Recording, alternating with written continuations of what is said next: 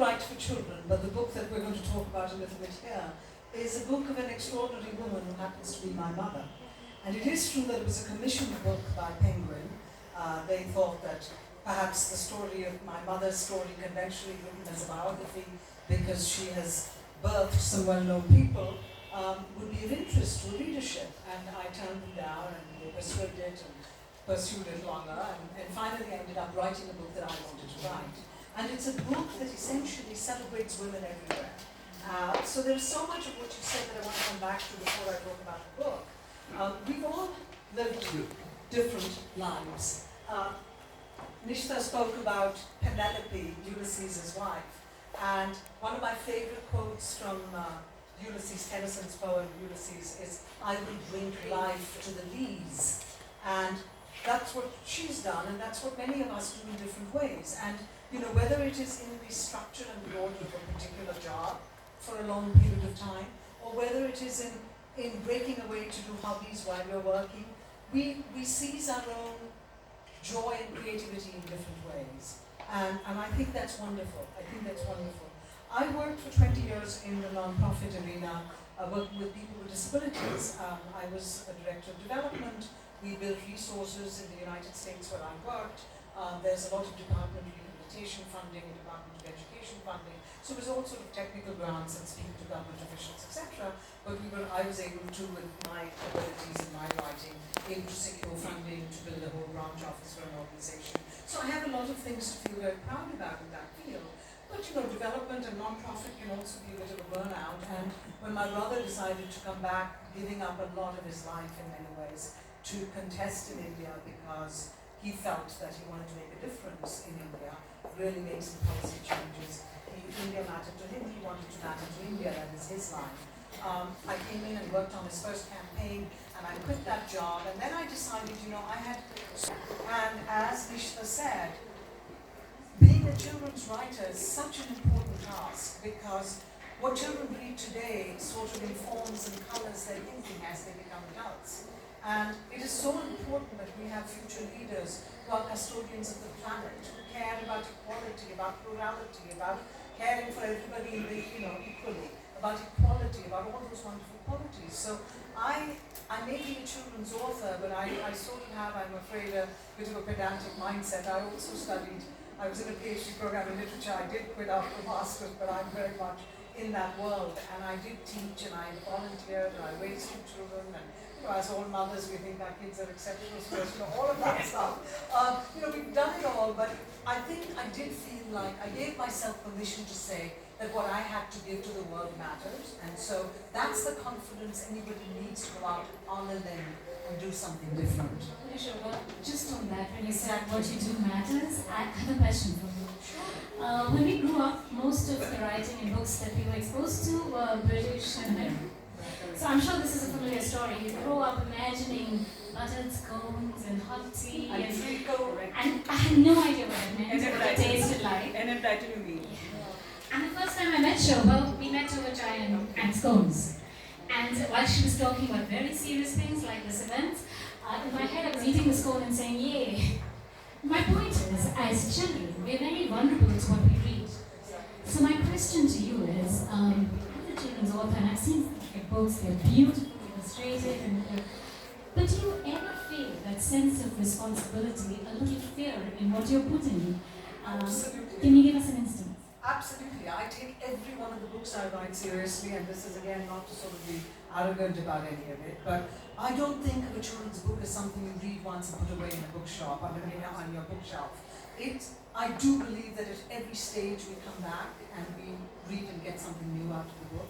So I really do feel that I want to leave that magic in my books. And at every stage, and I've written in what we call, the genre is children's literature, but I've written poetry, I've written an illustrated biography, I've written a collection of stories, and even in the collection of stories, for instance, my whole echo, the thesis of that book in some ways, even though some of them are retelling, some of them are original stories, the idea that we are all one world with many stories, but many stories that are part of the same world.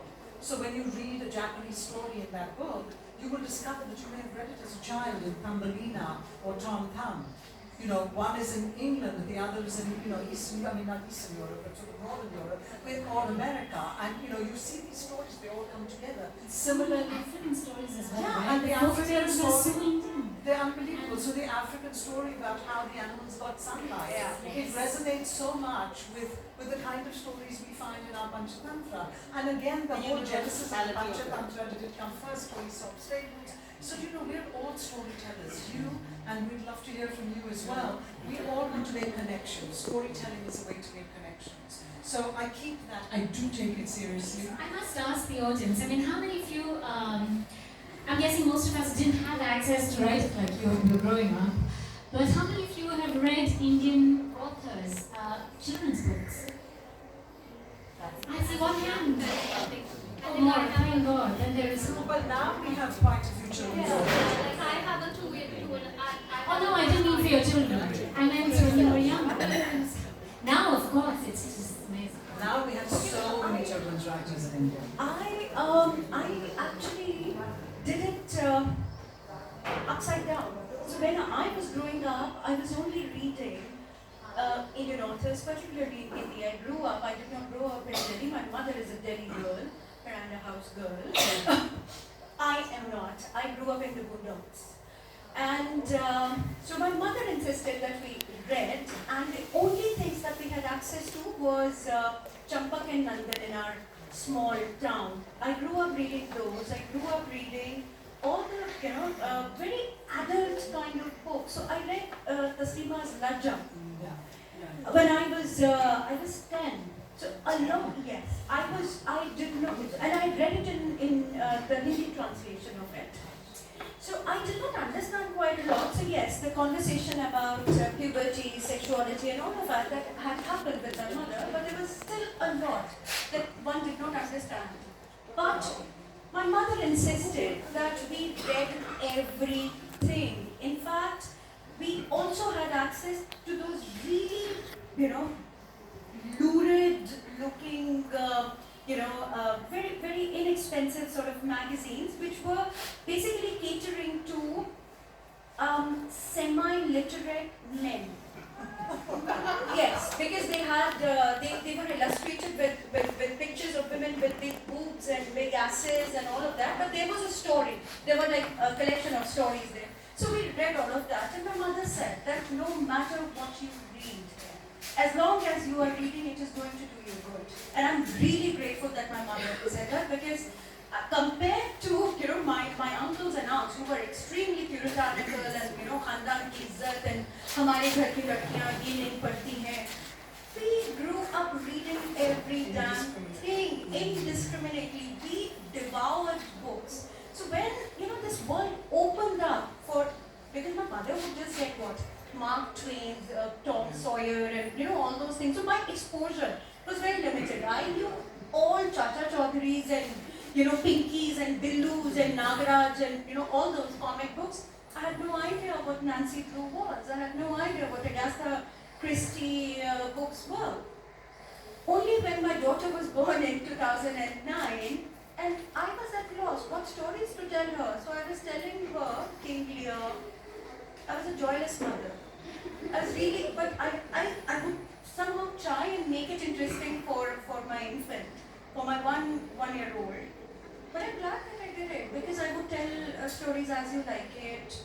And my friends would just say, "Oh, so horrible, you're destroying your child." I said, "But I didn't read anything. I didn't read any children's books, so I don't even know what to tell her." Or I would be telling her stories from Mahabharata and Ramayana, because I grew up in a very secular, almost atheistic household, but very culturally Hindu household. So we knew all about Mahabharata and Ramayana and everything.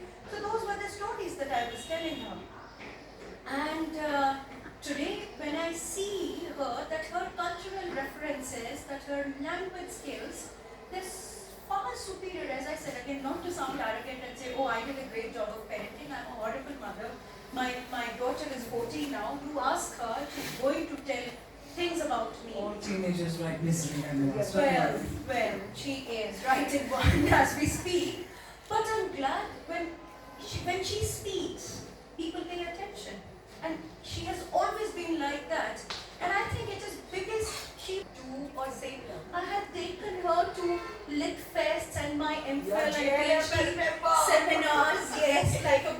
here and she would be the only person.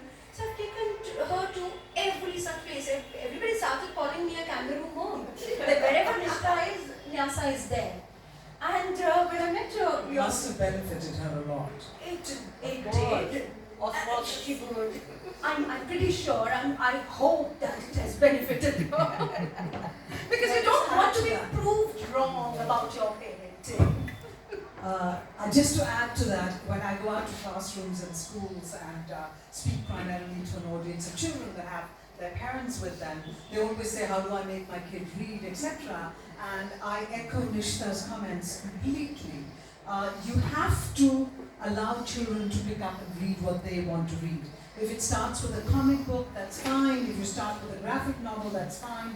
It's when parents impose their reading interests on their children that sometimes children turn away. And in today's The age, joy of reading. the joy, That and is I what the brother truly said. am one of those crazy people maybe, but I genuinely believe that if the child starts reading and gets hooked on a good book, I cannot imagine they will not continue to read, despite all the distractions. And I have children, I have little ones in my life, I have many in my life who are huge readers. And it's only because just the sound of words was introduced to them when they were little.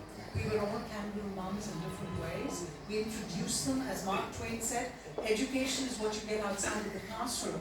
And so going out to the speaker series, going to the festivals, talking to people. But anyway, we don't want to sort of knock that kind of stuff onto your heads. I mean, just suggesting that what she said is absolutely right. I completely endorse it. I think read indiscriminately, read wildly. Of course, you know, if you're Ajay's going to guitar, be clapping at the background, saying, yes. and explain it to them. Make noise. Disha, you talked about being a mother and also not your mother. Your book is a tribute to your own mother.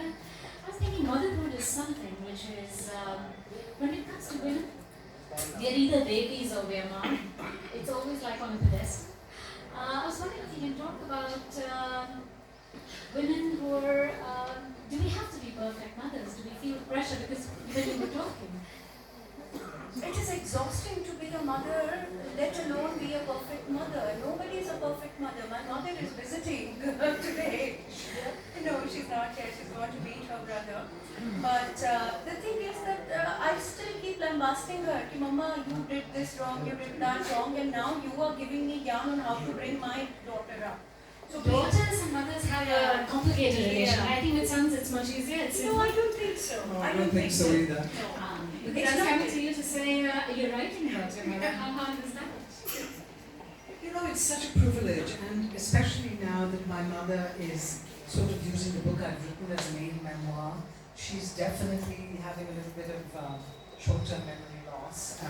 Shocking to believe that just 5 years ago she was driving a car and she's in her 80s. She has slowed down. I think the number of bouts of Delhi COVID unfortunately has probably inflamed and rapidified the cognitive decline. But it's such a privilege to be able to write about somebody who you're close to while they're still alive. So how was it to write about it? I took it as a mission to sort of, I didn't think of it as only writing about my mother, though it is entirely about my mother. But in some ways it's sort of creative non-fiction, because as I only selected to write sections, I mean it followed, still encouraging us to go out and fight the good fight, it still only selects sections of her life that were momentous in different ways, because the whole notion of the book was, if you don't know Lily and don't know her story, you will find in this book that matter to you. Stories that you see of your own childhood, of your own adult years, of your own mother perhaps, or your wife, or your daughter. That was the intent. And I think, touch wood, I have been successful with that, because I've heard some wonderful comments from people everywhere I go, all over the country, saying that every line in this book meant a lot to me. So much of what you said is exactly what I went through, or what my mother did, or things like that. So that is the biggest blessing as a writer that you could ever have. I would like to add some bits here that when it comes to children and parents, it could be father, it could be mother, and it could be sons or daughters.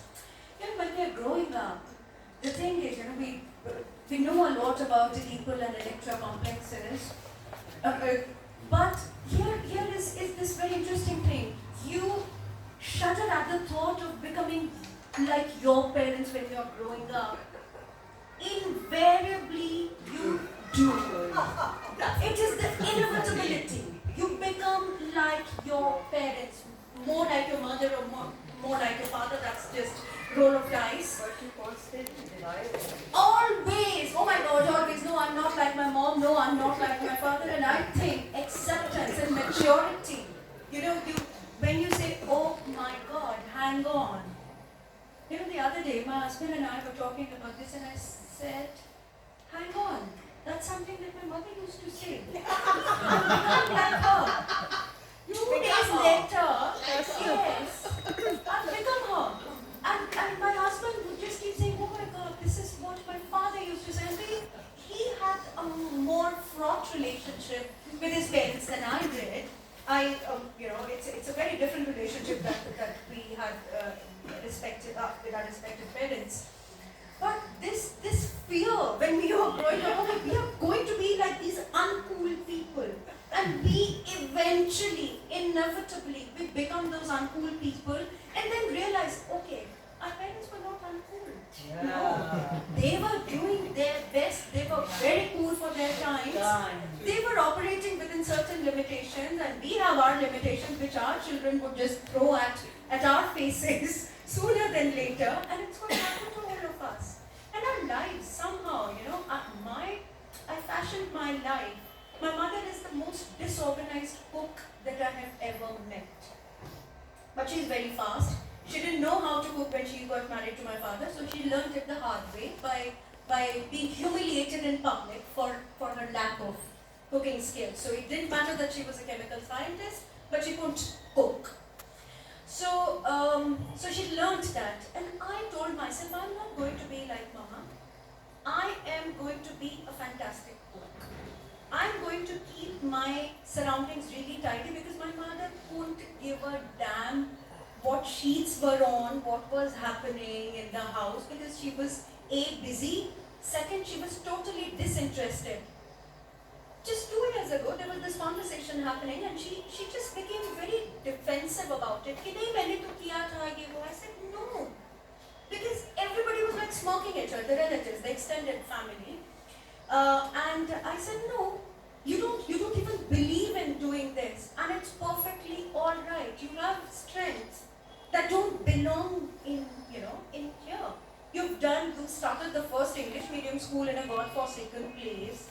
You have established, you handle my father's business much better than he does. So yes, your strengths are different. Why are you getting defensive? Why do you have to say, nahi, main to kar leti hu, par mujhe time nahi milta? No, just say that I don't like goddamn changing the sheets. I don't like administering, things A, B, C. I don't even like to be a household supervisor. And it's perfectly alright. I only understood it then, that it is alright. When I was growing up, I was telling myself, my kitchen is going to be very clean. My domestic situation is going to be perfect because my mother's is not. Because I saw the pain that she went through. So I was rebelling against her, the way she was. And now I understand that it was alright. So she's feeling guilty, I'm celebrating that today. The disorder. Uncanny that my mother was also not domestically tidy or inclined or interested, though she was actually an excellent cook. It just would take us 4 hours when she used to visit us abroad. We would say, Mom, don't cook, because after she cooked it would take us 4 hours to clean up. And on the day my father passed away, he made the bet, so when we talked about sheets, it resonated as well. And I also, though I went off to America as a teenager and only knew how to make chocolate brandy souffle and a cup of tea, I learned to cook because I said, I'm not going to be like my mother, you should be able to do everything and do it well. Yes. But I want to get to it back because I haven't heard enough from her. How did you write this book, which has two very interesting and unusual women? I have not read the book, I do confess, but I've sort of looked at it. I've read some sections of it, I've heard a little bit, I've looked at your website, so forgive me for that. We'll let you tell us about it. But you've written something very different, and yet what definitely seems apparent in what I've read is that these are two strong, maybe uncommon women who have so much in common. So tell us about that. Thank you, Shobha. In fact, when you were asking me that question, I was trying to look back to what Nishta and you have been talking about. With women, very often, like you were saying, we tend to undervalue ourselves. We tend to take on far more than maybe what we should. When it comes to storytelling, you can share all of that and take it wherever you want, right? So one of my characters is called Rasili, and she's a courtesan, and the reason I like her is she kind of breaks all the rules, and perhaps we can talk about that, as women, and Nisha has been breaking rules from what I gather all throughout. She's not conventionally good looking by any standards. She's dark, she has weight in all the wrong places, yet she's independent. And I'm talking about colonial India, right? The sets in those days. She's one of those rare women who know her body, who know how to move. She's well read, she has an opinion, she speaks. But the interesting thing about her is that she's selfish to the extent she resents her own son. Coming back to the whole motherhood discussion, right?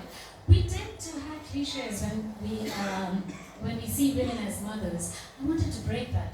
I have two boys in the audience. Again, I want to remind Arav now that I love them to bits. But the fact is, I like the fact that somewhere are women allowed to be selfish, and to what extent, right? And without judgment, are we allowed to be ambitious? There are enough studies that show that a woman, especially in the workforce, are very light till they get successful. A successful man is easier to like than a successful woman. Now, I'm not complaining because there is a cultural context and there is a mindset that needs to change, which will take time. But my thing is, through stories, hopefully we can begin to question some of that. So with Rasili, that's what I like. I mean, she desires something, she has teeth. In Hindi we say, uske daant hai. She go after it, she's trying to survive. The other, Sitara, is beautiful, she's privileged, she comes from a family where she checks all the boxes, she has everything. And yet she wants more. When she doesn't get it, I don't want any of my women to be victims, ever. So I like the fact that she uses her own, whatever she senses are her weapons. So she cries and she sulks and she throws a tantrum. But she also, end of the day, I think the commonality is they both want to get what they want. They both have agency as well. Yes. And I think I want to throw that back at both of you. Do you see that in women around us? And probably from the audience as well. I'd love it if some of you would just ask for the mic and contribute to this. So what we'll do is we'll take a little fun break here.